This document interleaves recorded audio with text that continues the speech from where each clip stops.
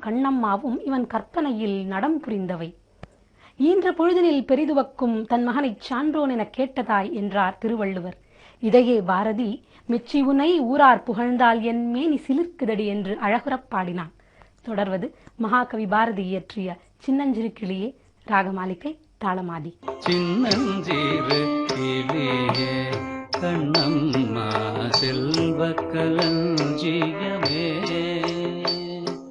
சின்னஞ்சிறு கிளியே கண்ணம்மா செல்வ களஞ்சியமே, சின்னஞ்சிறு கிளியே கண்ணம்மா செல்வ களஞ்சியமே, சின்னஞ்சிறு கிளியே கண்ணம்மா செல்வ களஞ்சியமே,